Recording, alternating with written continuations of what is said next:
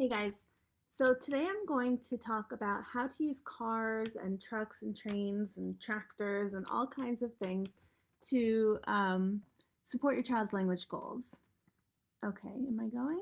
I think we're good. Okay, so I've done another video about pop tubes and how that's a great toy for supporting language skills, but I wanted to use something that is more common that everybody has. And Julie asked me to do cars because her child loves playing with cars, and I bet a lot of your children do as well. So we're going to talk about 5 ways that you can use cars or trains or other vehicles to support your child's talking. So I'm sitting here at my children's train table with probably a mess behind me. Um, and I'm going to go through a few strategies that may be really helpful for your child. Keep in mind, not all these strategies are going to be perfect for your child, but hopefully they'll get you thinking and give you some ideas of what you can do with vehicles to help your toddler talk. So, the first strategy is super simple, and it's for a child who's really just kind of starting to get that kind of back and forth interaction going, because that's one of those big prerequisite skills that we need to be in place before a child starts talking.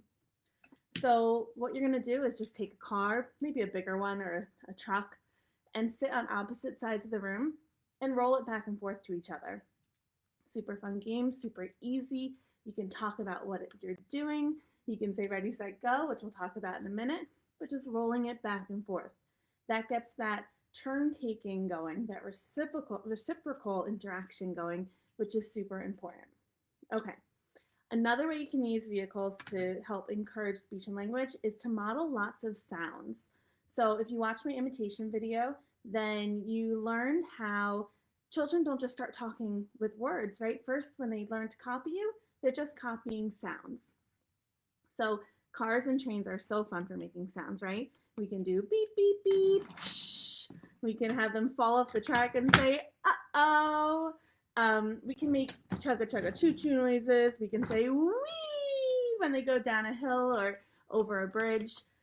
We can say put, put, put, put, put as they go along. There's so many sounds you can make.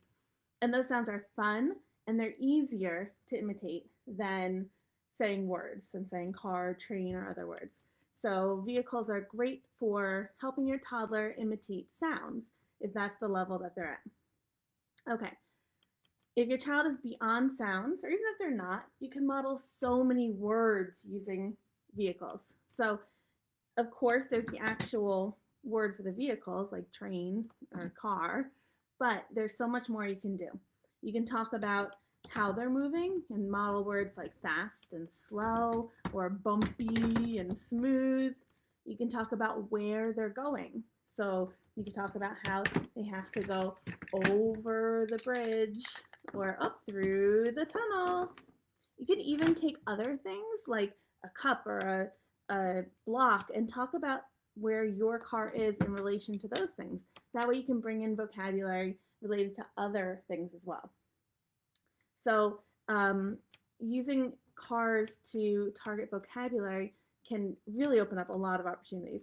You can even use cars in ways that are kind of unexpected to target different vocabulary, right? Like a car, you can pretend, oh, the car is sleepy.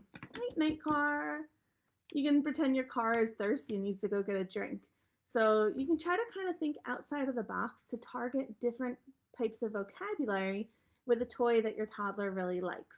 Especially if it's something that they do all the time, try to bring in new ways to play and make them a little more flexible and try new things when they're playing with a car or a train that they already love to play with the same way all the time. Okay. Another great way that you can target language with a vehicle is by building some verbal routines.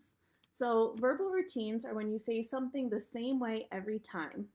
So children sort of start learning these chunks of language and associating their meaning with whatever the action or the object is. So a really classic example of a verbal routine is ready, set, right? You want to say go. So verbal routines kind of lead a child to saying a word, or at least they lead them to understanding more words. So ready, set, go, of course, is a great verbal routine to do with vehicles, right? But you can make up your own verbal routines too. You can have the the car going up the mountain and go up, up, up, up, up. And then when they get to the top, say, whee! And when you do that over and over, it becomes a verbal routine. A verbal routine could be something as simple as chug a chug a chug a chug a choo choo. Chug a chug a chug a chug a choo choo. Chug a chug a chug a chug a. Did you say it?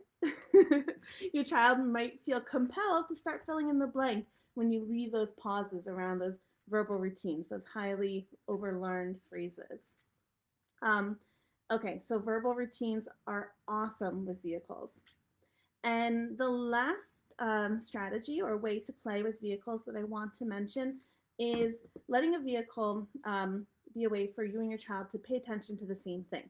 And a great way to do that is to have your child engaged in something with their cars or their trains and be the one who holds on to them after that routine. So I'll give you an example.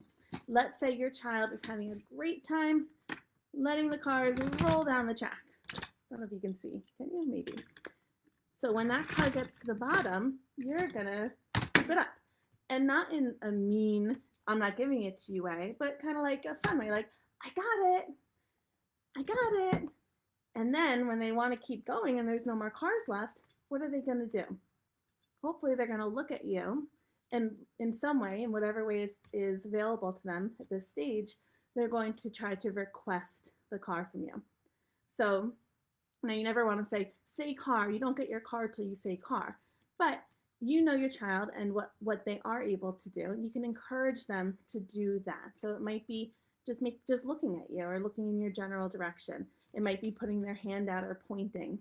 It might be saying car. So that gives you an opportunity, gives your child an opportunity to communicate with you because you've made yourself an integral part of their play. I hope that makes sense. So these are 5 ideas to get you going when you're playing with vehicles with your child. Let me know if there's another toy that you want some ideas on, and I'll do a video on that as well. I want to tell you about a resource that I made for my Toddler Talking Track program. It's called the Play to Say chart.